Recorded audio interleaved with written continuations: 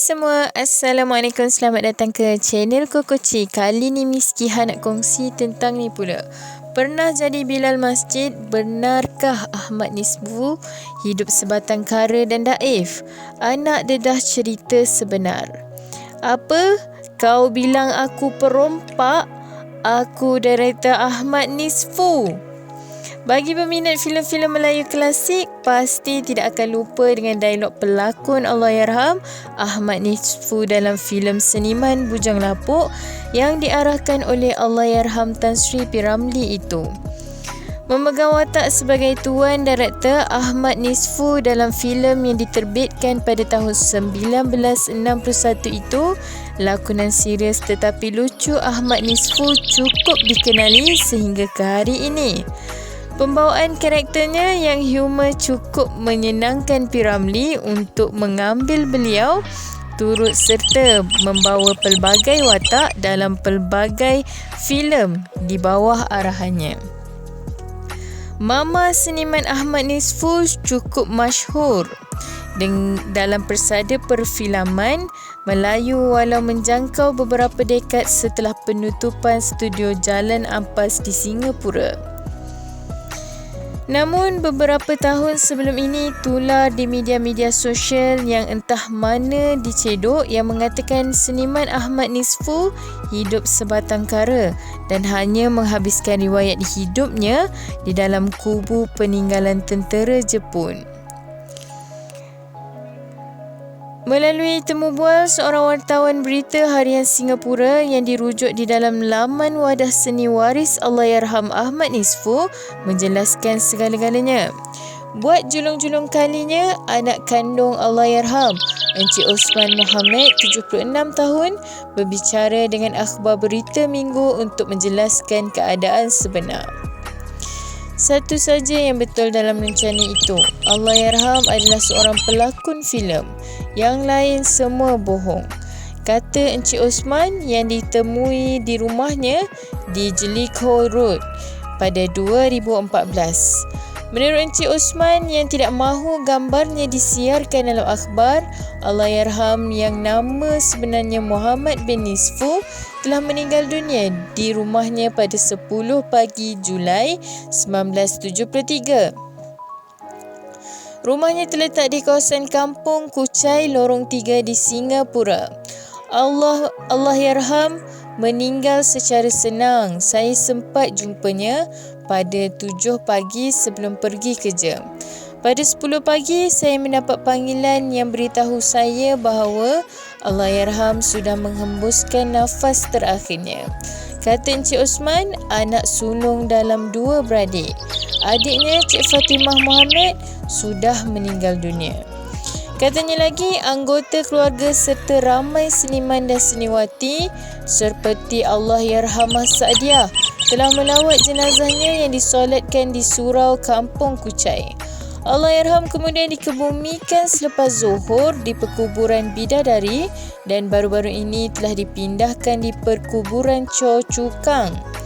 Allahyarham sakit sebulan sebelum beliau meninggal.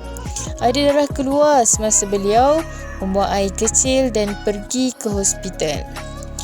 Tetapi beliau balik rumah setelah semua berasa pulih. Sebelum beliau meninggal, beliau nampak macam biasa, tak sakit, kata Encik Osman. Seorang anak tiri Allahyarham, Encik Saidih Saleh, 76 tahun, yang ditemui di rumahnya di Choa Chu Kang Street 52, turut mengesahkan maklumat mengenai pemergian Allahyarham. Allahyarham dikelilingi ahli keluarga semasa meninggal dunia, kata Encik Saidih. Malah Allahyarham tidak pernah kesunyian sepanjang hayatnya.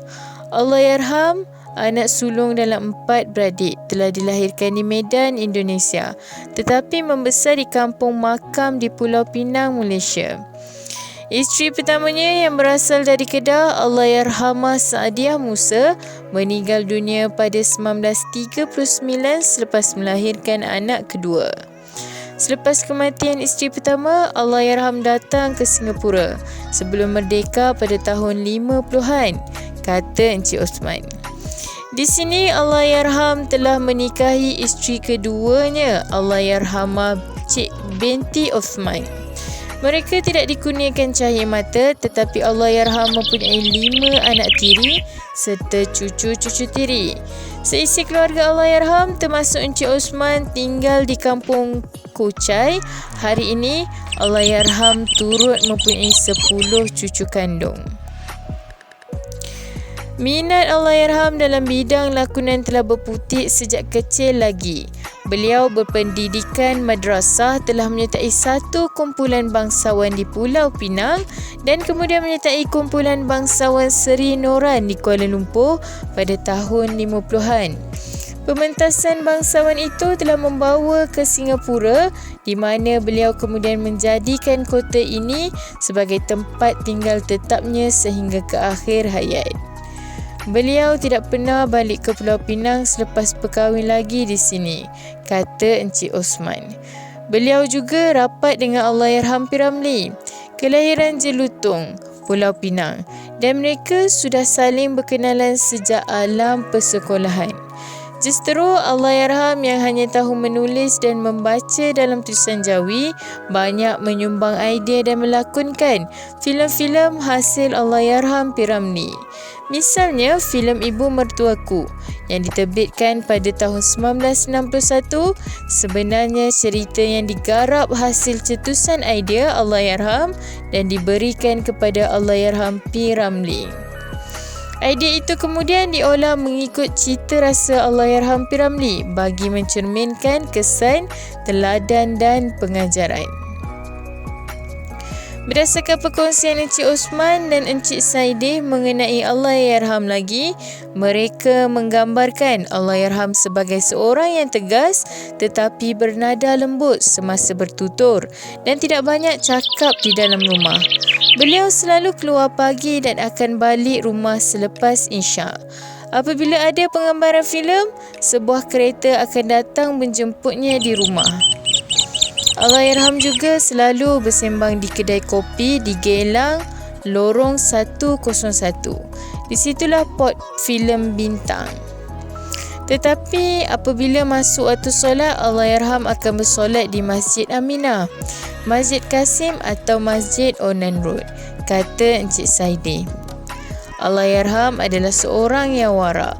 Allahyarham banyak memberikan nasihat tentang agama dan menjadi bilal tetap di Masjid Onan Road, kata Encik Osman. Sementara itu, memetik laporan The Patriots pada 2017, menerusi penulisnya Daniel Aziz Ahmad, P. Ramlee dalam satu kenyataan pernah mengatakan bahawa pelakon-pelakon yang dikaguminya ialah bintang Hollywood Stewart Granger, Marlon Brando dan Ahmad Nisfu. P. Ramlee sering memanggil Ahmad Nisfu dengan gelaran Pak Besar kerana lubang hidung beliau sangat besar. Hubungan mereka juga boleh dikatakan erat seperti bapa dan anak. P. Ramlee sangat menghormati ketokohan Ahmad Nisfu. Ini dapat dilihat sekiranya kita menonton filem-filem arahan P. Ramlee. Ahmad Nisfu sering diberi watak-watak terhormat seperti Sultan, Bapa Mertua, pengarah filem, hakim dan sebagainya. Menurut laporan ini juga, Ahmad Nisfu dikelilingi ahli keluarganya semasa meninggal dunia. Ramai rakan-rakan seniman dan seniwati dari studio MFP dan CKF melawat jenazahnya untuk memberi penghormatan terakhir. Ahmad Nisfu yang pernah menjadi seorang bilal di Masjid Khalid, Joo Chiat Road, itu disemadikan di tanah perkuburan bidadari. Pusara beliau kemudian telah dipindahkan ke tanah perkuburan Chua Chu Kang oleh kerajaan Singapura. Di luar bidang lakonan, Ahmad Nisfu pernah menjadi seorang bilal di Masjid Khalid, Joo Chiat Road, Singapura. Selain itu, beliau juga pernah menjadi bilal di Masjid Onan Road. Beliau seringkali memberi tazkirah serta nasihat agama kepada orang awam di masjid. Beliau juga sering membaca Al-Quran di masjid ketika tiada penggambaran filem. Jikalau beliau dikehendaki untuk menjalani penggambaran filem, sebuah kereta akan datang menjemputnya di rumah. Diulangi, artikel ini diambil dari artikel berkenaan. Sebagai penggemar media hiburan, harus berhati-hati dalam memilih sesuatu isu.